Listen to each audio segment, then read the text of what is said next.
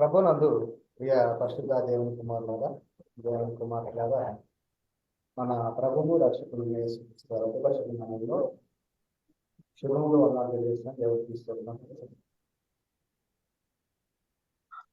రోజున వాక్యంను చదువుకొని వాక్య ధ్యానాన్ని మనం ప్రారంభించుకుందాం. అపోస్తలుడైన పౌలు గారు కొరింథీ రాసిన మొదటి పత్రిక 7వ అధ్యాయము 29వ వచనాన్ని ఒకసారి చదువుకుందాం. అపోస్తలుడైన పౌలు గారు కొరింథీయులకు రాసినటువంటి మొదటి పత్రిక 7వ అధ్యాయము 29వ వచనం. సహోదరులారా, నేను చెప్పున్నది ఏమనగా, కాలము సంకుచితమై ఉన్నది గనుక ప్రార్థన చేసుకొని కార్యక్రమం ప్రారంభించుకుందాం. కృప కలిగిన ప్రేమ కలిగిన ప్రియ పరలోకపు తండ్రి, నీ ఘనమైన అత్యున్నతమైన మహోన్నతమైన అతి శ్రేష్టమైన బట్టి స్థుతులు స్తోత్రమైన తండ్రి, మరి ఇప్పటి వరకు నీ కాపుదల్లో భద్రపరిచి సభ్యులు వచ్చి నీ సన్నిధిలో తండ్రి మరి ప్రేమికుల ద్వారాగా మరి అనేక ప్రాంతాల నుంచి కూలిపోవడానికి తెలుస్తున్నాను ఆయన తండ్రి. మరి ఈ సమయంలో వాక్యాన్ని ప్రకటించడానికి సిద్ధపడిన నాకు ఆత్మ సహాయాన్ని అందించండి, నోటి పూర్తిగా వాడుకోనండి. ఉన్నది ఉన్నట్టుగా ప్రకటించడానికి వచ్చే జ్ఞానం దయచేయమని మా ప్రభువును రక్షకునైన యేసుక్రీస్తు వారి అతి పరిశుద్ధ నామములో మిక్కిలి విధంగా ప్రార్థించి వేడుకొంచున్నాను పరమ తండ్రి. ఆమేన్. ప్రభునందు ప్రియ పరిశుద్ధ దేవుని కుమారులారా, ఈ రోజున మన యొక్క అంశము పేరు ఏమిటంటే కాలము సంకుచితమై ఉన్నది. ఈరోజు మన యొక్క ప్రధాన అంశము కాలము సంకుచితమై ఉన్నది. మరి కాలము లేకపోతే సమయము ఎలా ఉందన్నాడు? సంకుచితమై ఉన్నది అంటే ఏ విధంగా కాలము గడిచిపోతుంది అనేటువంటి విషయాన్ని మనం పరిశీలన చేసినట్లయితే అది మన యొక్క ఆయుష్ కాలం అయినా కానీ యేసుక్రీస్తు వారి రెండవ రాకడ అయినా కానీ చాలా సంకుచితముగా ఉన్నది అనేటువంటి మనకి ప్రధానంగా అర్థమవుతా ఉంటుంది కదా. కనుకనే గత వారంలో కనుక మనం పరిశీలన చేసినట్లయితే గత వారంలో ఉన్నటువంటి వారు ఈ వారంలో లేనటువంటి వారుగా మనం చూస్తూ ఉన్నాం. కాలము వెళ్ళజేసినటువంటి వారు మనం చూస్తూ ఉన్నాం. నిన్న ఉన్నటువంటి వారు నేడు లేనటువంటి వారుగా మనం చూస్తూ ఉన్నాం. అంటే మన యొక్క అంతమ గడియ లేకపోతే మన యొక్క అంతము ఎప్పుడో మనకి తెలియదు. కానీ అన్నింటికీ కాలాలు ఉన్నవని తెలిసినటువంటి మనము అన్నింటినీ వాటి వాటి కాలంలో చేయాలని తెలిసినటువంటి మనము అన్ని పనులు కూడా వాటి వాటి కాలాల్లోనే చేస్తూ ఉన్నాం. ప్రతి దానికి ఒక సమయం ఉంది, ఒక కాలం ఉంది. ఆకాశము కింద చేసేటువంటి ప్రతి ప్రయత్నానికి కూడా ఒక సమయము ఒక కాలము ఉన్నట్లుగా మనం చూస్తా ఉన్నాం పిల్లరా. ఒక వ్యక్తి చనిపోవటానికి సమయం ఉంది, ఒక వ్యక్తి పుట్టడానికి కాలం ఉంది, అదే విధముగా మొక్కను నాటడానికి కాలం ఉంది, విత్తనాలు వేయటానికి కాలం ఉంది. మరి అదే విధముగా ఒక వ్యక్తి సంతోషపడటానికి సమయము కాలం ఉంది, అదేవిధంగా దుఃఖించడానికి కాలం ఉంది, మౌనంగా ఉండటానికి కాలం ఉంది, ప్రేమించటానికి ద్వేషించటానికి కూడా కాలం ఉంది, అదేవిధంగా యుద్ధ కాలాలు. ఇవన్నీ చూసుకున్నట్లయితే మరి చాలా విషయాల్లో ప్రతి దానికి కూడా సమయం ఉంది. సూర్యుని కింద ఉన్నటువంటి ప్రతి విషయాల్లో కూడా ప్రతి దానికి కూడా ఒక సమయము ఒక కాలము అనేటువంటిది అన్నిటికీ ఉన్నది అనేటువంటి మనకు తెలుసు. అదేవిధంగా మనం చూసినట్టయితే మన యొక్క పిల్లల విషయంలో మనం చూసినట్టయితే పుట్టినటువంటి పిల్లలు ఒక సంవత్సరంకి లేకపోతే 2 సంవత్సరాల లోపల ఒక సంవత్సరానికి నడవలసినటువంటి కాలం వస్తున్నది. సంవత్సరం అయిపోయే లోపల వారు నడవాలి. మరి ఎంతకాలము ఒక 10 సంవత్సరాలుగా నడవకుండా తాగుతూ ఉంటే వారి యొక్క తల్లిదండ్రులు సంతోషంగా ఉంటుందా? అంటే బిడ్డలో ఏదో ఒక లోపం ఉంది అనేటువంటిది గ్రహించాలి. అదే విధముగా క్రీస్తులోనికి బాప్తిసం పొందినటువంటి మనం అందరము కూడా మరి ఎంతకాలం ఉన్నా కానీ బాప్తిసం తీసుకున్న 10 సంవత్సరాలైనా 20 సంవత్సరాలైనా కానీ ఇంకా పసివారముగానే పాలు తాగేసే వారముగానే ఉంటున్నామా, లేకపోతే బలమైన ఆహారం తిని దేవుని యొక్క చిత్తాన్ని నెరవేర్చే వారముగా మనం ఉంటున్నామా? ఒకసారి ఆలోచించుకోవాల్సినటువంటి అవసరము ఉంటుంది పిల్లారా. అందుకనే అన్నింటికీ కాలంలో ఉన్నామని తెలిసినటువంటి నీవు, అన్నింటినీ నీవు వాటి కాలంలోనే చేయాలని తెలిసినటువంటి నీవు, కొన్నింటి సమయాలను నిర్దేశిస్తున్నటువంటి నీవు నీ కాలాన్ని నీవు గుర్తించగలిగావా? అంటే నీ కాలము అంటే నీవు ఈ శరీరాన్ని విడిచి వెళ్ళేటువంటి కాలము. నీవు ఈ యొక్క లోకాన్ని విడిచి వెళ్ళు కాలము నీకు తెలిసే ఉన్నదా? అది ఎవరికి తెలియనటువంటి పరిస్థితి. అది మాత్రము నీకు గాని నాకు గాని ఎవరికి తెలియదు.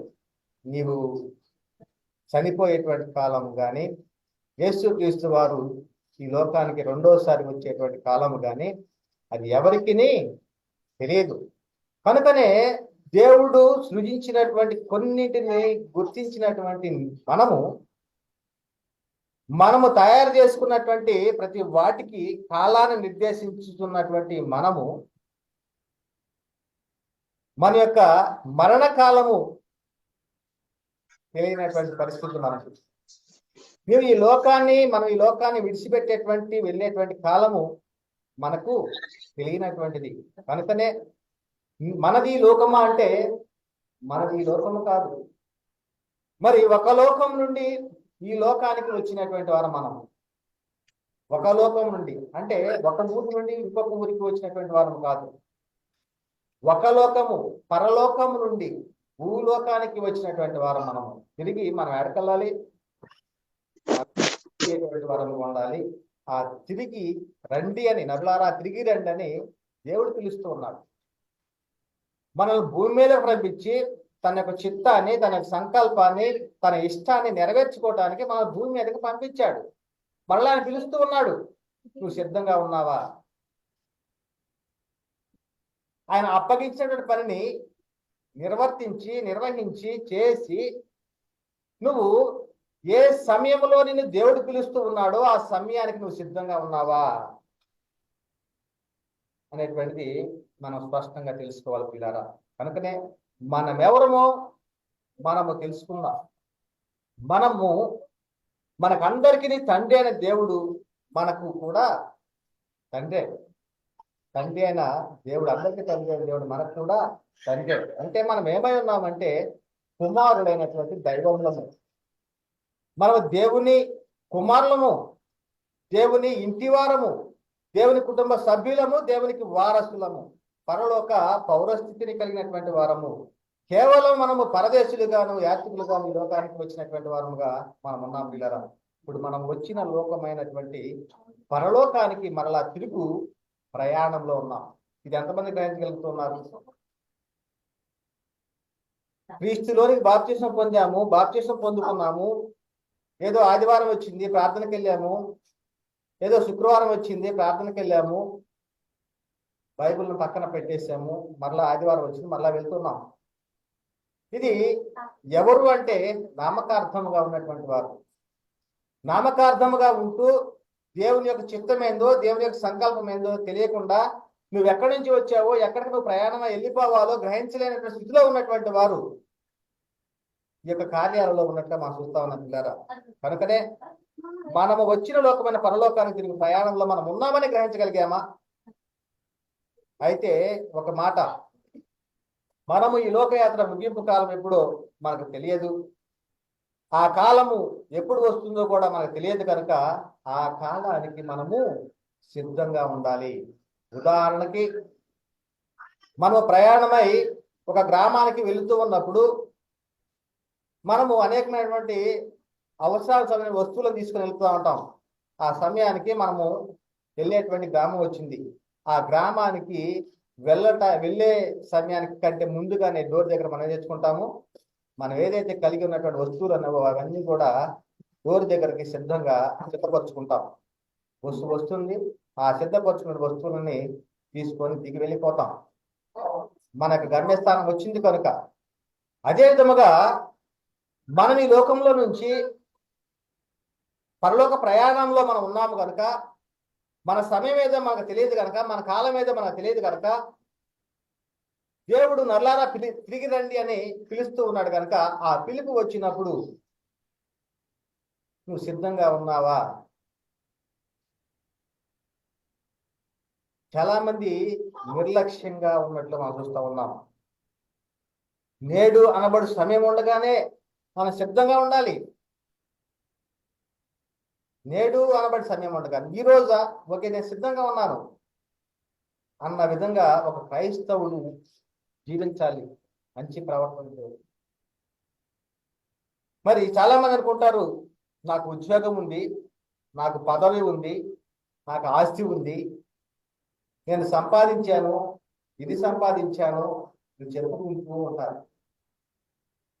నువ్వు సంపాదించింది, నువ్వు స్థిరపరచుకున్నదంతా కూడా దేని కొరకు అంటే ఈ శరీరాన్ని కొరకే, మట్టిలోకి పోయేటువంటి ఈ శరీరాన్ని కొరకే నువ్వు సంపాదించుకుంటున్నావు. ఎందుకంటే నువ్వు ధరించుకున్నటువంటి శరీరాన్ని విడిచిపెట్టి వెళ్ళిపోతే నువ్వు సంపాదించుకున్నది ఏది నీ వెంట రాదు. నీది కానిది నీ వెంట రానిది మట్టి గుంటలోకి వెళ్ళిపోయేటువంటి శరీరాన్ని సుఖపెట్టడానికే దేవుడు నీకు ఇచ్చినటువంటి జీవిత కాలాన్ని వృధా చేసుకుంటున్నావు ప్రియులారా. మరి నీవై ఉన్న ఆత్మకు, మనమై ఉన్న ఆత్మకు రాబో కాలానికి మంచి పునాదులు వేసుకొనిచున్నామా? వాస్తవమైనటువంటి జీవము, స్థిరమైనటువంటి కలిమి సంపాదించుకోవడానికి ప్రయత్నం చేస్తూ ఉన్నామా? అయితే ఎవరు కూడా ఈ ప్రయత్నం చేసినట్లుగా కనిపించడం లేదు, చేయటం లేదు. దీనికి కారణం మరి అసలు ఎవరు, నీవెవరువో తెలియకపోవడం వల్లనే, నువ్వెక్కడి నుంచి వచ్చావో మరలా ఎక్కడికి వెళ్ళాలో ఇవన్నీ కూడా తెలియకపోవడం వల్లనే పిల్లారా. ఇవి తెలియకపోవడం వల్లనే ఏం జరుగుతూ ఉంది అంటే ఈ లోకంలో ఈ శరీరానికి కావలసినటువంటి సమస్తాన్ని మరి స్థిరపరచుకోవడానికి, ధనాన్ని సంపాదించుకోవడానికే మనం ప్రయాసపడుతూ ఉన్నాము. ఇవన్నీ కూడా మన వెంట రావు. మరి రేపేవి సంభవించునో మనకు తెలియదు. కాలము సంకుచితమైనది. మరి ఆలస్యం చేయక వచ్చుతున్నవాడు ఆలస్యం చేయడు, వచ్చుతున్నవాడు ఆలస్యం చేయక వస్తాడు. న్యాయాధిపతి వాకిటి నిలిచున్నాడు. ఇలా దినములు చెడ్డలు కనుక మీరు సమయమును పోనీయక సద్వినియోగం చేసుకొనుచు అజ్ఞానుల వలె కాక జ్ఞానుల వల్ల నడుచుకున్నట్లుగా జాగ్రత్తగా చూసుకోవాలి అనేటువంటిది లేఖన భాగాలు చెప్పబడతా ఉంది. చాలా మంది యేసుక్రీస్తు వద్దకు వచ్చారు అంటే ఎందుకు వస్తూ ఉన్నారు? ఈ జీవిత కాలంలో తమకు కావాల్సినటువంటి శరీర సంరక్షణ కొరకు, ఉద్యోగం కోసము, ఉపాధి కొరకు, వివాహాల కొరకు, ఆరోగ్యం కొరకు, స్వస్థతల కొరకే గారి యేసుక్రీస్తు వారిని వెంబడిస్తూ ఉంది. మరి రాబో లోకానికి వాస్తవమైనటువంటి జీవనమును, స్థిరమైనటువంటి కలిమి సంపాదించుకోవడానికి ప్రయత్నం చేయట్లా. కనుకనే జీవితకాలం మటుకు క్రీస్తునందు బ్రతకను ఉద్దేశించిన ఏళ్ల మనుషులందరికంటే దౌర్భాగ్యులమైపోతాము అనేటువంటి విషయము లేఖనాల్లో చెప్పబడతారు పిల్లారా. కనుకనే కాలము విలువ మరి దేవుడు సృష్టించిన ప్రతి దానికి తెలుసు కాలం విలువ, అవునా? తెలుసు. కానీ మనిషికి తెలియటలేదు. దేవుడు మనకి ఇచ్చినటువంటి ఆయుష్ కాలంలో మనము చేయవలసిన పని మనము చేయకపోతే పోయిన కాలాన్ని మనము తిరిగి తెచ్చుకోలేము. అందుకనే కాలము సంకుచితమై ఉన్నది. మన లేఖన బాగా చదువుకున్నాం కదా, సహోదరులారా నేను చెప్పున్నది ఏమనగా కాలము సంకుచితమై ఉన్నది, కాలము బహు కొంచెముగా ఉన్నది అంటున్నాడు. ఇంకేమంటున్నాడు? కాలము సమీపమై ఉన్నది, ఇదిగో న్యాయాధిపతి వాకిట నిలిచి ఉన్నాడు. చాలా విషయాలు, చాలా సందర్భాల్లో కాలము కొంచెమే, కాలము సమీపంగా ఉన్నది, కాలం అనేది నిద్ర మేలుకొని వేలైనా తెలుసుకోవాలి. దేవుని తీర్పు, దేవుని ఇంటి వద్ద నుండి ఆరంభ కాలం వచ్చి ఉన్నది అనేటువంటి చాలా సందర్భాల్లో మనకి చెప్తూనే ఉన్నాయి, జ్ఞాపకం చేస్తూ ఉన్నాయి. ఇవన్నీ కూడా తెలియపరచకుండా, ఇవన్నీ కూడా తెలియకుండా ఈ లోకంలో నీ ఇష్టానుసారంగా జీవించు, నీ శరీరానికి సంబంధించిన అవసరతల కోసమే నువ్వు పోరాడు, శరీరానికి సంబంధించిన పోషణ నిమిత్తమే నువ్వు ఈ జీవితాన్ని కొనసాగించు అనేటువంటిది సాతాను మనల్ని మోసపరుస్తూ ఉన్నాడు. కనుకనే మరి మొదటి శతాబ్ద కాలంలో చూసినట్లయితే ఆ కాలంలోనే చాలా మంది భ్రష్టులుగా ఉన్నట్లుగా మనకి లేఖనాన్ని బట్టి అర్థమవుతున్నది. మరి సాతాను డైరెక్ట్ గా ఏం చేస్తున్నాడు? సంఘంలో ప్రవేశించి తన పనిని జరిగిస్తూ ఉన్నట్లుగా మనకు అర్థమవుతా ఉంది సాతాను. అదే తీతుకు రాసిన పత్రిక 1వ అధ్యాయం 16వ వచనం చెప్పబడతా ఉంది, దేవుని ఎరుగుదమని వారు చెప్పుకుందురు గాని అసహ్యులను అవిధేయులను ప్రతి సత్కార్యము విషయము భ్రష్టులుడై ఉండి తమ క్రియల వలన ఆయనను ఎరగమన్నట్టున్నారు. చూడండి, ఈ మొదటి శతాబ్ద కాలంలోనే భ్రష్టులుగా ఉన్నటువంటి వారిని చూస్తూ ఉన్నాం. దానికి అంతటికి కారణం ఎవరు అంటే అపవాది. దేవుని ఎరుగుదమని చెప్పుకుంటారు, దేవుని ఎరుగుదమని చెప్పుకుంటారు, కానీ వారట దేవుని దృష్టిలో అసహ్యులట, అవిధేయులట, ప్రతి సత్కార్యము విషయమే భ్రష్టులనే ఉన్నారు అనేటువంటి విషయం ఇక్కడ లేఖనంలో చెప్పబడుతుంది కదా. కనుకనే ఏం చెప్పబడతా ఉంది?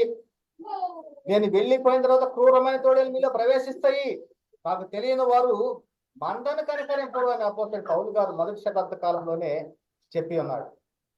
వారు మనలో నుండి బయలు వెళ్ళారు కానీ వారు మన సంబంధులు కారు. వారు మన సంబంధం అయితే మనతో కూడా నిలిచి ఉంటారు, అయితే వారు మన సంబంధులు కారని చెప్పినట్లుగా మనం చూస్తాం కదా. కనుకనే అట్టి వారు సంఘంలో ఉన్నారు. అక్కడ ఉన్నారు క్రూరమైన తోడేళ్ళు, మందను కనికరింపనటువంటి వారు, వారు మనలో నుండి బయలు వెళ్ళినటువంటి వారు. అట్టి వారే నేటి కాలంలో సంఘములో ఉన్నారు, క్రైస్తవులుగా చలామణి అవుతూ ఉన్నారు. కానీ వారి జీవితాంతమున గాని క్రీస్తు రెండవ రాకడలో గాని వారి క్రియలకు ప్రతిఫలం పొందుతారు అనేటువంటి విషయము చెప్పబడుతోంది. కనుకనే దాని గురించే ఒక ఉపమానము చెప్పబడింది. మత్తయి సువార్త 13వ అధ్యాయంలో 27 నుంచి, మత్తయి సువార్త 13వ అధ్యాయము 27 నుంచి 30 వచనాలు మనం చూసినట్లయితే, అప్పుడు ఇంటి యజమానుని దాసుడు అతని వద్దకు వచ్చి, అయ్యా, నీవు నీ పొలములో మంచి విత్తనం విత్తితివి కదా, అందులో గురుగులు ఎక్కడ వచ్చినవని అడిగిరి. చూడండి ఏమని అంటూ ఉన్నారు? అయ్యా, నీ పొలములో మంచి విత్తనం విత్తావు, అందులో గురుగులు ఎక్కడి నుంచి వచ్చాయి? పౌలు గారు చెప్పాడు కదా, నేను వెళ్ళిపోయిన తర్వాత క్రూరమైన తోడేళ్ళు వస్తాయి, అవి మందన కనికరింపరు అని. వారు మనలో నుండి బయలు వెళ్ళారని. అదేవిధంగా ఇక్కడ మరి యేసుక్రీస్తు వారు ఒక ఉపమానాన్ని చెప్తూ ఉన్నాడు. ఎలా అంటే, నీవు నీ పొలంలో మంచి విత్తనం ఇచ్చితివి కదా, అందులో గురుగులు ఎక్కడ నుంచి వచ్చినవని అడిగారు. ఇది శత్రువు చేసిన పని. ఏమంటున్నాడు? శత్రువు చేసిన పని. నేటి కాలంలో కూడా సంఘంలో శత్రువు ఏం చేస్తూ ఉన్నాడు? సంఘంలో ఎందుకు చేర్చబడ్డాము మనము? పరిశుద్ధపరచబడి పరిశుద్ధులుగా ఉండడానికి పిలువబడ్డాం. కానీ అనేక మంది ఏం చెప్పుకుంటూ ఉన్నారంటే, చాలా యూట్యూబ్లో విన్నాం, అనేక మంది బోధ చేస్తూ ఉన్నారు, నేను పాపినే అని చెప్పుకుంటున్నారు. అంటే క్రీస్తు రక్తంలో కడగబడిన తర్వాత కూడా నువ్వు పాపివా? మరి యేసుక్రీస్తు రక్తంలో ఎందుకు కడగబడ్డావు? పాపం నుండి విమోచించబడటానికే కదా. పాపం నుండి విమోచింపబడినటువంటి నీవు ఏమై ఉన్నావు? పరిశుద్ధుడవు. యేసుక్రీస్తు వాడు మృతులను తిరిగి లేపబడినందుకు నిన్ను నీతిమంతునిగా తీర్చడానికే. ఆ ధర్మశాస్త్ర కాలంలో బట్టి చూసినట్లయితే ఒక్కడు లేని నీతిమంతుడు, అందరూ పాపం చేసి దేవుడు అనుగ్రహించి మహిమను పొందలేకపోతూ ఉన్నారు. అయితే యేసుక్రీస్తు వారు ఈ లోకానికి వచ్చి తండ్రి అని దేవుడు చెప్పిన పనిని సంపూర్ణంగా నెరవేర్చి భూమి మీద తండ్రిని మహిమపరిచినటువంటి సందర్భాన్ని మనం పరిశీలన చేసినట్లయితే, మరి ఆయన చనిపోయి సమాధి చేయబడి తిరిగి లేపబడిన తర్వాత ఆయన రక్తంలో కడగబడినటువంటి మనమందరము కూడా దేవుని కుటుంబంలో చేర్చబడి పరిశుద్ధుల యొక్క స్వాస్థ్యంలో పాలు పంపులు పొందిన వారంగా మనం ఉంటున్నాం.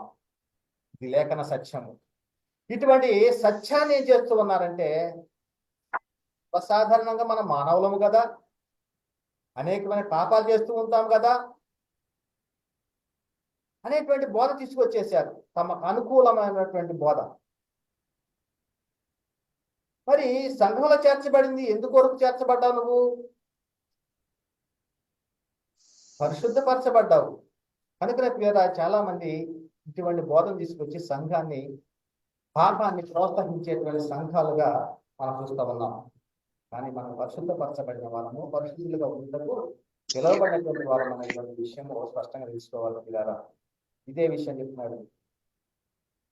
అయితే ఇక్కడ ఏమంటున్నాడు, ఇది శత్రువు చేసిన పని. నువ్వు పరిశుద్ధుడు అని చెప్తా ఉంటే నేను పాపిని అని చెప్తున్నాడు సాతాను. క్రీస్తు సంఘంలో చేర్చబడినట్టు పరిశుద్ధుడవు, నీతిమంతుడవు అని చెప్తా ఉంటే సాతాను ఏం చెప్తున్నాడు, కాదు నేను పాపిని అని. మరి ఇది ఎవరి పని అంటే ఇది సాతాను పని అని అతడితో వారితో చెప్పగా, ఆ దాసులు మేము వెళ్ళి వాటిని పెరిగి కూర్చుట నీకు ఇష్టమా అని అతను అడిగిరి. మేము వెళ్తాం, వాటిని ఏదైతే గురుగులు వచ్చినాయో ఆ గురుగులు మొత్తాన్ని పెరిగేస్తాము అని చెప్పేసి అని దాసులు యజమాని అడిగితే, అందుకు అతను ఏమన్నాడు, గురుగులను పెరుగుచుండగా వాటితో కూడా ఒకవేళ గోధుమలను పెళ్ళగింతురు. చూడండి ఎంత ప్రేమ కలిగి చెప్తూ ఉన్నాడు. గోధుమలు ఉన్నాయి, ఒకవేళ గురుగులను పీకేటప్పుడు ఆ గోధుమలు కూడా వస్తావేమో. మనము కూడా పొలాల్లోకి వెళ్ళినప్పుడు ఆ మిరపనారు మళ్ళీ కలుపు తీసేటప్పుడు చాలా జాగ్రత్తగా తీస్తూ ఉంటాం. ఎందుకంటే ఆ కలుపు మొక్క తీసేటప్పుడు ఈ యొక్క నారు మొక్కలు కూడా వస్తాయేమో అన్నటువంటి ఒక భయం, దాని వాల్యూ తెలుస్తుంది కనుక. ఆ మిరప మొక్క కానీ లేకపోతే నారు వాల్యూ మనకు తెలుస్తుంది కనుక ఎంతో జాగ్రత్తగా దాన్ని మరి కలుపు మొక్కలు తీసేటువంటి పరిస్థితి. అదేవిధంగా ఇక్కడ ఏమంటున్నాడంటే, గురుగులను పెరుగుచుండగా వాటితో కూడా ఒకవేళ గోధుమలను పెళ్ళగింతురు. అయితే ఏం చేయాలన్నాడు, కోతకాలం వరకు రెండిని కలిపి ఎదగనీయుడి. కోతకాలం వరకు అంట, ఆ రెండింటిని కూడా కలిపి ఎదగనీయండి. కోతకాలం మందు గురుగులను ముందుగా కూర్చి వాటిని కాల్చివేయుటకు కట్టలు కట్టి గోధుమలను నా కొట్టులో చేర్చి పెట్టని కోతగాండ్రతో చెప్పుదున నేను. మరి ఈ విధముగా మరి కోతకాలంలోనే జరుగుతుంది. నువ్వు చేసినటువంటి కార్యం నిమిత్తము నువ్వు ఈ లోకములో మరి దేవుడిని ఎరిగితివా, క్రీస్తునందు విశ్వాసం ఉంచి ఆయన నామందు బాప్తిసం పొంది మరి దేవుని చిత్తాన్ని నెరవేర్చి దేవుని యొక్క సంకల్పానికి మరి పాత్రుడిగా ఎంచబడినప్పుడు మరి ఆ విధంగా జీవిస్తే మరి ఏమవుతావు, నిత్య జీవానికి వెళ్తావు. అదేవిధంగా దేవుని నెరకుండా స్వార్థ లోబడకుండా ఉంటే నీ పరిస్థితి ఏమవుతుందంటే అగ్నిలో పడవేయబడేటువంటి పరిస్థితి. కనుకనే ప్రతి దానికి ఒక సమయం ఉంది అంటున్నాడు. ఆకాశం కింద ప్రతి ప్రయత్నానికి సమయం ఉంది అంటున్నాడు. పుట్టుటకు, చచ్చుటకు, నాటుటకు, నాటబడిన దాన్ని పెరిగి వేయుటకు, చంపుటకు, బాగు చేయుటకు, పడగొట్టుటకు, కొట్టుటకు. ఇది ప్రసంగి 3వ అధ్యాయం 1-10 రాయబడింది. ఈ విధముగా నరులు అభ్యాసం పొందవల దేవుడు వారికి పెట్టి ఉన్న కష్టానుభవం నేను చూసి తిని. మరి ఈ విధముగా ప్రతి దానికి కూడా సమయం, చింపుటకును కుట్టుటకు అంటున్నాడు, మౌనముగా ఉండుటకును మాట్లాడుటకును, ప్రేమించుటకును ద్వేషించుటకును, యుద్ధము చేయుటకును సమాధానపడుటకును. కష్టపడిన వారికి తమ కష్టం వల్ల వచ్చిన లాభమేమి? చనిపోతే ఏం తీసుకుని వెళ్ళాం. కనుకనే నరులు అభ్యాసం పొందవాలని దేవుడు తమ వారిని పెట్టి ఉన్న కష్టానుభవం నేను చూసి తిని. కనుకనే మరి నేడు అనబడి సమయం ఉండగానే మనం ఎలా ఉంటున్నాం? మరి అపవాది తెలిసిపోయింది, అది నరకానికి వెళ్ళేటువంటి కాలము దానికి తెలిసిపోయింది దయ్యాలకి. అదే చెప్తున్నాడు యేసుక్రీస్తు వారు ఒక సమయంలో మరి ఆ దయ్యములు బట్టి 2 మనుషులను వెళ్ళగొట్టినప్పుడు అక్కడ చెప్తున్నాడు, ఆ అపవాది ఆ యొక్క అపవిత్రాత్మలు దయ్యములు పట్టిన దయ్యములు ఏమంటున్నాయంటే, ఇదిగో దేవుని కుమారుడా మాతో నీకేమి పని, కాలము రాక మునిపే మమ్మల్ని బాధించడానికి ఇక్కడికి వచ్చితువా అంటే వాడికి తెలిసిపోయింది కాలం. మాకు కాలం ఉంది. ఏ కాలము? కాలం ఉంది వాటికి, ఆ కాలం వాటికి తెలిసిపోయింది. ఈ అపవాది గురించి మనం ఎందుకు తెలుసుకోవాలి అంటే, మరి అపవాదే కదా మనం మోసం చేస్తూ ఉంది. మన విరోధి, దేవునికి విరోధి అనే అపవాది. మరి ఈ అపవాది వాడి కాలము కొంచెమని తెలుసుకున్నాడు, వాడు బహుక్రోధం గలవాడై ఉన్నట్లుగా మనం చూస్తా ఉన్నాం. అదే విషయం చెప్తున్నాడు. మరి ప్రకటన గ్రంథం 20 అధ్యాయం 3వ వచనంలో, ఆ 1000 సంవత్సరాలు గడిచే వరకు ఇక జనములు మోసపరచకున్నట్లు ఆఘాతమును మూసి దానికి ముద్ర వేసినట్టు వెమ్మట వాడు కొంచెం కాలం విడిచిపెట్టబడగలను. ఎప్పుడు అది జగత్తు పునాది వేయబడక మునిపే బంధింపబడినటువంటి అపవాది ఆదాము అవలను సృజించిన నాటి నుండి కొంచెం కాలము విడిచిపెట్టబడ్డాడు. కనుకనే వాడు అంటున్నాడు, ఏమంటున్నాడు, అలము రాకముందే మమ్మను బాధించి ఎక్కడికి వచ్చివాడు. కనుకనే అపవాది తన కొంచెం కాలమే తెలుసుకొని బహుక్రోధం కలవాడై నీ వద్దకు దిగి వచ్చాడట. ఇది లేఖనంలో రాయబడి ఉంది. వాడు కొంచెం కాలమే తెలుసుకున్న బహుక్రోధం కలవాడంట. మరి ఇవన్నీ కూడా యేసుక్రీస్తు వారు ముందుగానే ప్రవచించాడు. సాతాను మెరుపు వలె ఆకాశం ముందు చూసింది అని ఆయన ప్రత్యక్షంగా బోధించిన కాలం చెప్తున్నాడు. మెరుపు వలె పడి ఉంటుంది. ఆయన ఎప్పుడు పడి ఉన్నాడు? యేసుక్రీస్తు వారు పునరుత్థాన తండ్రి వద్దకు ఎప్పుడైతే వెళ్ళి ఉన్నాడో మరి అక్కడ నుంచి వాడు అపవాది రోయబడి ఉన్నాడు. ఆ విషయాన్ని ఇక్కడ చెప్తున్నాడు. ప్రకటన 12:9-12 కాగా సర్వలోకమును మోసపుచ్చు అపవాద్యను సాతానని పేరు గల ఆది సర్పని మహాఘాట సర్పము పడద్రోయబడెను. అది భూమి మీద పడద్రోయబడెను, దాని దూతలు దానితో కూడా పడద్రోయబడింది.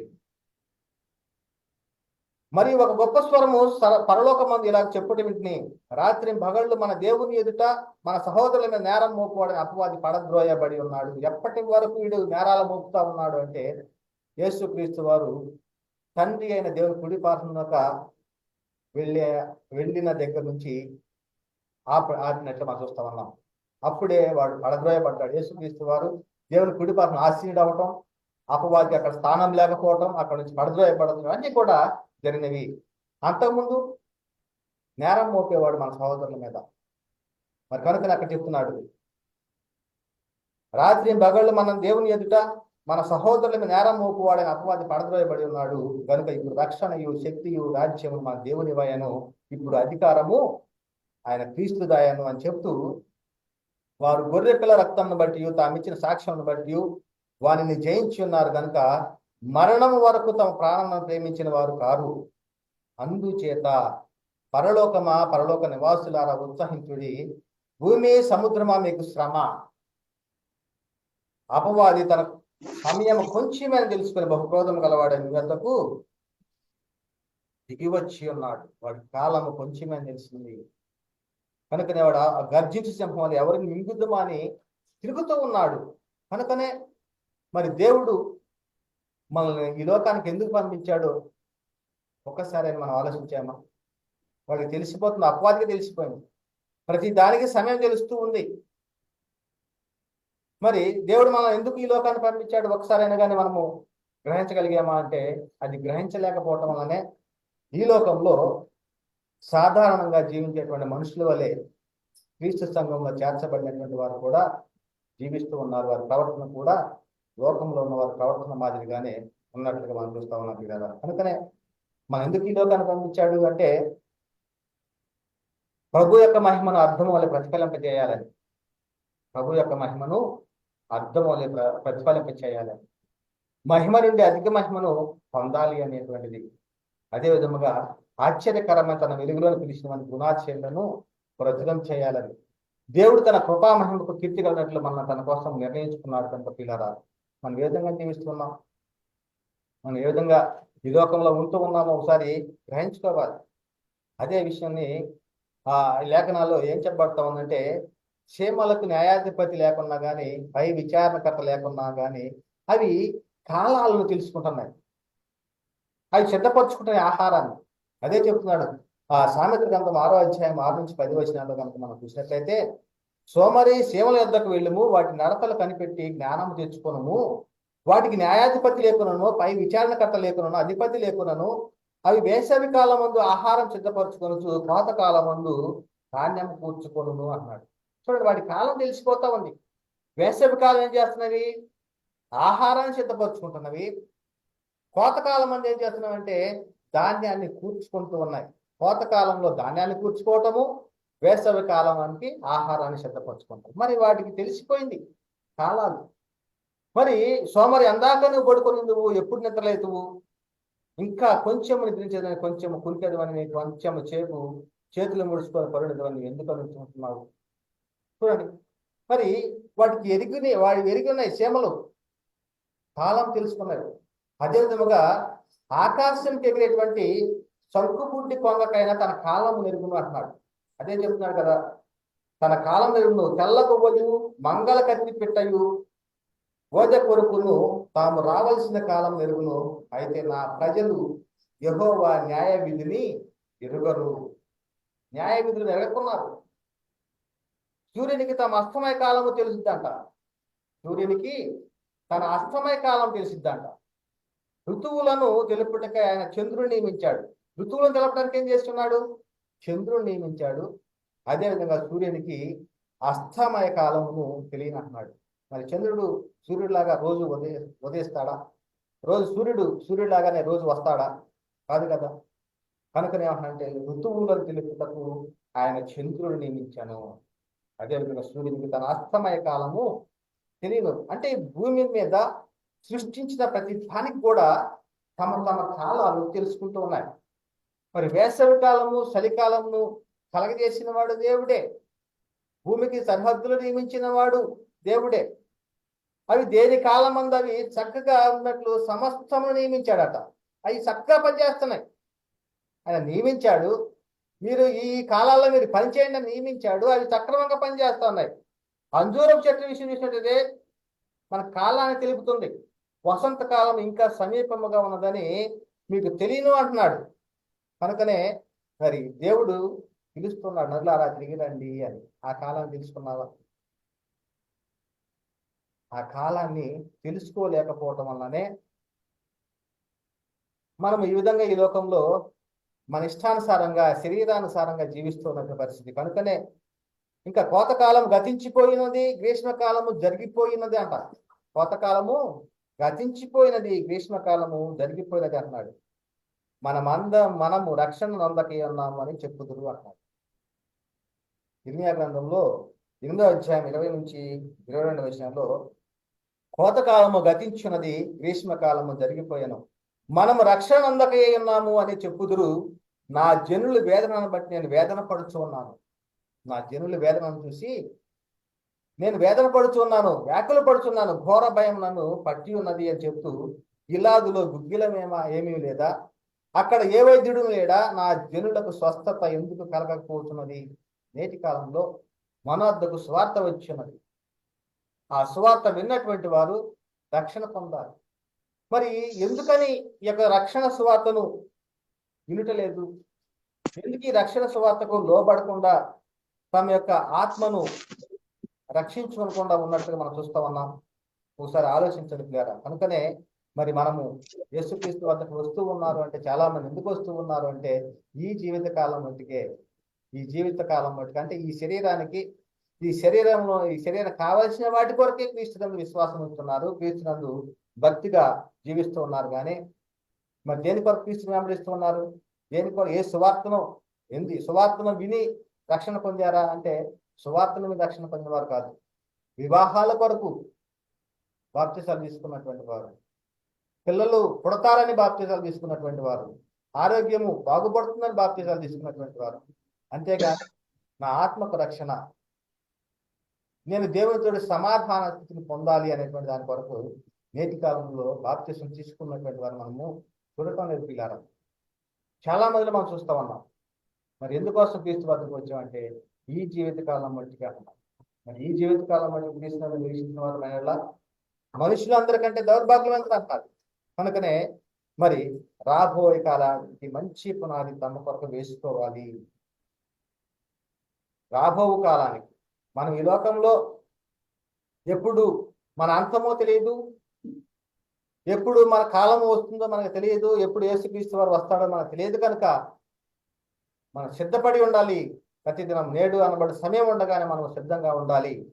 ఆ సిద్ధపాటు కొరకే రాబో కాలానికి ఈ శరీరంలో ఉన్నంత కాలమే మనము మంచి పునాది వేసుకోవాలి. వాస్తవమైన జీవనం సంపాదించుకునే నిమిత్తము రాబో కాలానికి మంచి పునాది తమ కొరకు వేసుకోవచ్చు, మేలు చేయవారు అనేటువంటి చెప్పబడుతున్నారు. కనుక ఏమంటున్నాడంటే, ఆ హెబ్రీ రాసిన పత్రిక 10వ అధ్యాయం 34వ వచనంలో, ఏలయనగా మీరు ఖైదీలో ఉన్న వారిని కరుణించి మీకు మరి శ్రేష్టమైనది స్థిరమైనది స్వాస్థ్యమని ఎరిగి, రాబోయేటువంటి కాలం మనం ఈ లోకంలో విడిచిపోయిన తర్వాత పొందుకునేటువంటి స్వాస్థ్యము అలాంటిది, శ్రేష్టమైనది స్థిరమైనది స్వాస్థ్యమైనదని మీరు ఎరిగి మీ ఆస్తి కోల్పోవడానికి సంతోషంగా ఒప్పుకుంటుంది అనేటువంటి విషయాన్ని ఇక్కడ చెప్పబడతారు గారు. మరి మోషేని కనుక మనం పరిశీలన చేసినట్లయితే అల్పకాల పాప భోగాలను అనుభవించడం కంటే దేవుని ప్రజలతో సమానంగా మేలని ఉన్నారు. మరి ఆ ఫరో కుమార్తె కుమారుడు అనిపించుకుంటే ఒప్పుకోలేదు, కానీ ఏలైనా అతను ప్రతిఫలముగా పొందబోయే బహుమానాన్ని కొరకు దృష్టించాడు. మనం దేని మీద దృష్టించాము? మనం దేని కొరకు మనం ఎదురు చూడాలి? దేని కొరకు మనం ఈ లోకంలో జీవించాలి అంటే రాబో కాలానికి మంచి పునాదులు వేసుకోవాలి అని, అదేవిధంగా ప్రతిఫలముగా వచ్చేటువంటి బహుమానమందు దృష్టి ఉంచాలని చెప్పబడుతుంది. కనుకనే చాలా మంది ఏం చేస్తున్నారంటే వింటున్నారు, వెళుతూ ఉన్నారు, కానీ ఆ యొక్క లేఖన ప్రకారంగా జీవించేటువంటి స్థితిలో లేనటువంటి వారిగా మనం చూస్తూ ఉన్నాం. కనుక అపోస్తలుల 17 చెప్పబడతా ఉంది, ఏథెన్స్ వారు అందరూ అక్కడ నివసించు పరదేశులను ఏదో ఒక కొత్త సంగతి చెప్పుటి ఎందుకు వినిటి ఎందుకు మాత్రమే తమ కాలము గడుపుతుందంటే వారు ఏదో ఒకటి వినాలి, చెప్పుకుంటారు, కాలాన్ని గడిపేటువంటి వారుగా ఉన్నారు. మరి మన యొక్క స్థితి ఎలా ఉంది? మనం కూడా కాలం గడిపే వారంగా ఉంటున్నామా? ఏదో ఈరోజు 24 గంటలు ఉంది కనుక మరి 24 గంటలు గడిచిపోయేలాగా మరి కాలాన్ని గడిపే వారంగా ఉండాలా? ఒకసారి ఆలోచించండి. తీతుకు రాసినటువంటి పత్రికలో 3వ అధ్యాయం 3వ వచనంలో ఒకప్పుడు మనం ఉన్నటువంటి స్థితి ఏమిటో చెప్పబడతా ఉంది. మునుపు అవివేకులము, అవిధేయులము, మోసపోయిన వారము, నానా విధముల దురాశలకు భోగములకు దాసులమైంది, దుష్టత్వం నన్ను అసూయను కాలం గడుపుచు. ఏంటి కాలం గడిపేటువంటి వారం ఎంతకుముందు? దుష్టత్వము, అసూయను కాలం గడుపుచు అంటే అవిధేయులము, అవివేకులము, మోసపోయిన వారము, నానా విధముల దురాశకులకు భోగములకు దాసులమైంది. మరి ఈ విధంగా ఇటువంటి వాటిలో కాలాన్ని గడుపుతూ అసహ్యులమై ఒకరినొకరు ద్వేషించుకుంటూ ఉన్నాము. మరి దేవునికి ఇష్టలుగా జీవించలేదు ఒకప్పుడు ఈ లోకంలో. మరి క్రీస్తులోనికి రాకముందు, మరి వచ్చిన తర్వాత మనం ఎలా ఉండాలి? వాటన్నిటిని కూడా విడిచిపెట్టాలి. కనుకనే మరి ఇప్పుడున్న పరిస్థితుల్లో మనము బాప్తిసం పొందుకుని ఉన్నాము. బాప్తిసం పొందుకున్నటువంటి మనము ఏ స్థాయిలో ఉండాలి? మనము అంటే పాలు తాగేటువంటి శిశువులుగానే ఉండాలా? మనం మొదట్లో చెప్పుకొని ఉన్నాం, ఒక బిడ్డ, ఒక శిశువు జన్మించిన తర్వాత 10 సంవత్సరాలు వచ్చినా కూడా ఇంకా నేల మీద ప్రాగుతానే ఉంటే, నడవకుండా ఉంటే తల్లిదండ్రులకు మరి బాధ కాదా? మరి ఆ బిడ్డలో ఏముంది? లోపం ఉంది, ఏదో లోపం ఉంది, జన్యు లోపం. మరి కనుకనే మరి బాప్తిసం పొందుకొని 2 సంవత్సరాలైనా, 5 సంవత్సరాలైనా, 10 సంవత్సరాలైనా, 20 సంవత్సరాలైనా కానీ ఇంకా నువ్వు కూడా పాలు తాగే శిశువులాగానే ఉండే స్థితిలో ఉంటే మరి ఎలాగా? అలా ఉండకూడదనే కదా లేఖనం చెప్తా ఉంది. అదే చెప్తున్నారు, కాలం బట్టి చూస్తే మీరు బోధకులుగా ఉండవలసిన వారే ఉండగా, కాలాన్ని బట్టి చూస్తే ఎలా ఉండాలంటే మీరు బోధకులుగా ఉండాలి. అంటే క్రీస్తునందు విశ్వాసం ఉంచి క్రీస్తు రక్తంలో కడగబడి ఉన్న ప్రతి ఒక్కరు కూడా ఏ స్థితిలో ఉండాలంటున్నారంటే బోధకులుగా ఉండాలి కాలాన్ని బట్టి చూస్తే. అందుకనే మనము చీకటిలో నుండి ఆశ్చర్యకరమైన తన వెలుగులోనికి పిలిచిన వారి గుణాతిశయను ప్రచురించే నిమిత్తము రాజులైన యాజక సమూహమును దేవుని సొత్తైన ప్రజలను పరిశుద్ధ జనమునై ఉన్నాము అనేటువంటిది లేఖనం చెప్పబడతా ఉంది. బాప్తిసం పొందగానే రాజులైన యాజకులుగా మనం ఉన్నాం. పరిశుద్ధమైన బలు అర్పించడానికి పరిశుద్ధ యాజకులుగా మనం ఉన్నాం. అలాగే ఇక్కడ చెప్పబడతా ఉంది, కాలంను బట్టి చూస్తే మీరు బోధకులుగా ఉండవలసిన వారు ఉండగా దేవోక్తులలో మొదటి మూల పాఠములను ఒకడు మీకు మరలా బోధించవలసి వచ్చింది. మొదటి మూల పాఠాలే అంటే ఎల్కేజీ పిల్లల స్థాయిలోనే ఉండాలా మీరు? ఇంకా చూస్తే కాలాన్ని బట్టి చూస్తే బోధకులుగా ఉండాలి మీరు. మరి ఎన్ని సంవత్సరాలు అవుతుంది బాప్తిజాలు తీసుకొని? మరి ఒక్కొక్కరికి 60 సంవత్సరాలు, 70 సంవత్సరాలు వచ్చి ఉన్నాయి. బాప్తిజాలు తీసుకున్న సమయం తీసుకుని ఒక్కొక్కరికి 40 సంవత్సరాలు బాప్తిజాలు తీసుకున్న కాలం ఉంది, 30 సంవత్సరాల కాలం ఉంది. మరి 30 సంవత్సరాలు, 40 సంవత్సరాలు బాప్తిసం పొందిన తర్వాత ఇంకాను నువ్వు నీకు మూల పాఠాలని వినేవాడుగా ఉంటున్నావా? అదే అంటున్నాడు, దేవోక్తులలో మొదటి మూల పాఠంలో ఒకటి మీకు మరలా బోధించవలసి వచ్చాను. మీరు పాలు త్రాగవలసిన వారే కానీ బలమైన ఆహారం తినగలిగిన వారు కాదు. కాలము సంక్షిప్తమై ఉంది. వచ్చున్నవాడు ఆలస్యం చేయక రాకమానడట. అదే విధముగా అపవాది విషయంలో బహుక్రోధం గలవాడై ఎవరి ముందు మన గర్జించడం లేని వాడు మీ అంతకు దిగి వచ్చి ఉన్నాడని చెప్తామని.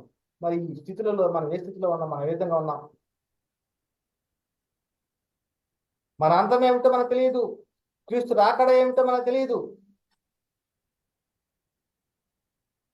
మరి ఈ విధంగా ఉన్న స్థితిలో నరులారా తిరిగి రండి అని దేవుడు పిలుస్తూ ఉన్నాడు. ఆ పిలుపుకు సిద్ధముగా ఉన్నామా, మనం సిద్ధపడి ఉన్నామా? కనుకనే మరి ఏ స్థితిలో ఉన్నాము, ఎలాగున్నాము అనేటువంటి విషయాన్ని మనము గ్రహించవలసినటువంటి అవసరం చాలా ఉంది. చాలా మంది అనుకుంటూ ఉంటారు, నువ్వు ఎప్పటి నుంచో చెబుతున్నారు యేసుక్రీస్తు వస్తాడు వస్తాడని, ఇంకా రాలేదేంటి? ఇదంతా కూడా ఆ నమ్మశక్యము కానటువంటిది అనేటువంటి వారు చాలా మంది ఉన్నారు. కనుకనే ఆ విషయంలోనే పేతురు గారు చెప్తున్నాడు, ఏమంటున్నాడంటే, కొందరు ఆలస్యం అని ఎంచుకున్నట్లు ప్రభు తన వాగ్దానం గురించి ఆలస్యం చేయవాడు కాడు, కానీ ఎవడును నశింపవలను ఇచ్చి ఎంపక అందరూ మారు మనసు పొందవలను కోరుచు మీ ఎడల దీర్ఘశాంతం గలవాడే అన్నాడు. దీర్ఘశాంతం కలిగిన వాడు అన్నాడు. ప్రభువు దినము దొంగ వచ్చినట్లు వచ్చును, ఆ దినమున ఆకాశంలో మహాద్వనితో గతించిపోవును, పంచభూతములు మిక్కటమైన వేంద్రంతో లయమైపోవును, భూమి దాని మీద ఉన్న కృత్యములను కాలిపోవును. ఇవన్నీ ఇట్లు లయమైపోయినవి కనుక ఆకాశములు రవులుకొని లయమైపోవునట్టు, పంచభూతము వేంద్రంతో కరిగిపోవునట్టు దేవుని దినపు రాకట కొరకు కనిపెట్టుచు దాని ఆశతో ఆపేక్షించుచు మీరు పరిశుద్ధమైన ప్రవర్తనతోను భక్తితోని ఎంతో జాగ్రత్త గలవారై ఉండవలను. ఎలా ఉండాలంటున్నాడు? కాలము సంకుచితముగా ఉన్నది, వచ్చుతున్నవాడు ఆలస్యంగా చేయక వస్తాడని ఉంది. అయితే నరులారా తిరిగి రండి అని దేవుడు పిలుస్తూ ఉన్నాడు. అపవాది గర్జన సింహంలో ఎవరిని మింగుదునమని చెప్పేసి ఎదుగుతూ తిరుగుతున్నాడు. మరి మన ప్రవర్తన ఎలా ఉండాలంటున్నాడు? మీరు పరిశుద్ధమైన ప్రవర్తనతోను భక్తితోనే ఎంతో జాగ్రత్త గలవారై ఉండాలి, ఎంతో జాగ్రత్త గలవారై ఉండాలి.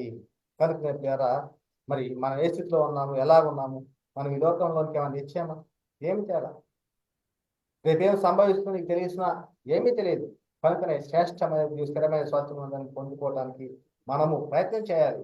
ఈ శరీరం ఉండగానే వాస్తవమైన జీవనం సంపాదించుకునేందుకు రాబో కాలం మంచి పునాది వేసుకోవాలి. మనము ధైర్యం విడిచిపెట్టకుండా దానికి ప్రతిఫలముగా గొప్ప బహుమానం పొందడానికి ప్రయాసపడాలి. వాగ్దానం పొందు నిమిత్తము దేవుని చిత్తం నెరవేర్చుతూ మనము ఓర్మి కలిగిన వారమై ఉండాలి. మరి ఈ విధముగా మోషే దేవుడిచ్చిన పని తన శరీరం నెరవేర్చాడు. యేసు క్రీస్తు వారు దేవుడిచ్చిన పనిని తన యొక్క శరీరంలో నెరవేర్చాడు, దేవుని మహిమపరిచాడు. మరి అదే విధముగా క్రీస్తు యేసు యొక్క అపోస్తలుడు పౌలు గారు చెప్తున్నాడు, నేను ఈ శరీరంలో ఎందుకున్నాను అంటే మరి నేను పనికి ఫలసాధనమై ఉన్నాను అనేటువంటి మాట చెప్తున్నాడు ప్రియులారా. అదే అంటున్నాడు ఫిలిప్పీ 1:22-23 వచనాల్లో, అయినను ఈ శరీరంతో నేను జీవించుటే నాకున్న పనికి ఫలసాధనమైన నేనేం కోరుకుంటున్నా నాకు తోచలేదు అంటున్నాడు. ఈ శరీరంలో మనం ఎందుకున్నామంటే దేవుడు ఇచ్చినటువంటి పని మనకుంది, ఆ పనిని మనం సంపూర్ణంగా నెరవేర్చాలి, ఆ పనికి మనం ఈ శరీరాన్ని ఉపయోగించాలి అంటున్నాడు. కానీ శరీర సంరక్షణకో శరీర పోషణకో కాదు. దాని కొరకు కష్టపడాలి, పని చేసుకోవాలి. దానితో పాటుగా దేవుని యొక్క పనిని కూడా చేయవలసిన అవసరం ఎంతైనా ఉంది. కనుకనే ఆయన అంటున్నాడు పౌలు గారు, అయినను శరీరముతో నేను జీవించుటే నాకున్న పనికి ఫలసాధనమైనది. ఫలసాధనమైన నేనేమి కోరుకో నాకు తోచలేదు. ఈ రెండింటి మధ్య ఇరుకున పడి ఉన్నాను. నేను వెడలిపోయి క్రీస్తుతో కూడా ఉండవాలని నాకు ఆశ ఉన్నది, అది నాకు మరీ మేలు అంటున్నాడు. నేను వెడలిపోవాలి, క్రీస్తు వద్ద ఉండాలి అని అంటున్నాడు. అయితే ఈ రెండింటి మధ్య నేను ఇరుకున పడి ఉన్నా అంటున్నాడు. మరి బ్రతుకుడు క్రీస్తు సావు అయితే మేలు అన్నట్లుగా పౌలు గారి మనకు వస్తుంది. కనుకనే మన యొక్క బాధ్యత ఏమిటి, మన యొక్క పని ఏమిటి? పౌలు గారు చెప్తున్నాడు, సంఘము కొరకు క్రీస్తు పడిన పాటల్లో పొదువైన వాటిని నా వంతు నా శరీరం అందు సంపూర్ణం చేస్తున్నాను. సంఘము ఆయన శరీరం కొరకు మన యొక్క బాధ్యత కూడా చేయాలి. మరి నీకు ఇచ్చినటువంటి ఆయుష్ కాలంలో దేవుడు నీకు ఇచ్చిన శరీరాన్ని దేవుని పనిలో ఉపయోగిస్తున్నావా లేదా ఎంతో జాగ్రత్తగా ఉండాలి. ఎందుకంటే నీవు నీ సొత్తు కాదు, విలువ పెట్టి కొనబడినటువంటి వాడవు నీవు. ఒకవేళ నువ్వు అపవాది సొత్తుగా ఉంటే నీ ఇష్టమైన కార్యం నువ్వు నెరవేర్చుకో. క్రీస్తులోనికి ఎందుకు వచ్చావు? క్రీస్తులోని ఎందుకు విశ్వాసం వచ్చి బాప్తిసం పొందుకున్నావు? ఇప్పుడు నువ్వు నీ సొత్తు కాదు, నువ్వు విలువ పెట్టి కొనబడినటువంటి వాడివి, దేవుని పని చేసేటువంటి వాడివి. కనుకనే నీకు ఇచ్చినటువంటి ఆయుష్ కాలమును, ఈ ఆయుష్ కాలంలో దేవుడు నీకు ఇచ్చినటువంటి శరీరాన్ని దేవుని పనిలో ఉపయోగిస్తున్నామా లేదా అనేటువంటిది ఒక్కసారి పరిశీలన చేసుకోవాల్సిన అవసరము ఎంతైనా ఉంది పిల్లలు. కనుకనే మనం ఏ స్థితిలో ఉన్నాము, ఎలా ఉన్నాము, కాలము సంక్షిప్తంగా ఉన్నది. ఈ రోజు ఉన్నటువంటి వారు రేపు ఉండటం లేదు, రేపు ఉన్నటువంటి వారు ఇంకొక దినం మనం ఉండటం లేదు. కనుక మరి మన అంతం ఎప్పుడు, క్రీస్తు రాకడ ఎప్పుడు తెలియనటువంటి స్థితిలో ఉండగా మనం జీవించేటువంటి శరీరంలో జీవిత కాలము మరి ఎలా ఉండాలి, ఏ విధంగా ఉండాలి? మరలా తిరిగి రండి దేవుడు పిలుస్తున్నాడు కనుక సిద్ధంగా ఉండాలి, సిద్ధపడి ఉండాలి. పాలు తాగే పసిపిల్లలం కాక బలమైనటువంటి ఆహారం తినేవారము ఉండాలి. కాలం బట్టి చూస్తే బోధకులుగా ఉండవలసిన పరిస్థితిలో ఉన్నటువంటి వారుగా ఉండాలి. అనేటువంటి మంచి ప్రవర్తనతోను, భక్తితోను మరి జాగ్రత్తగా జీవించే వారముగా ఉండాలని లేఖన భాగాలు చెప్పబడతా ఉంది.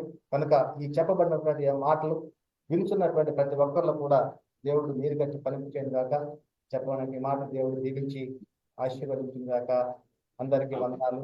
దేవునికి స్తోత్రం.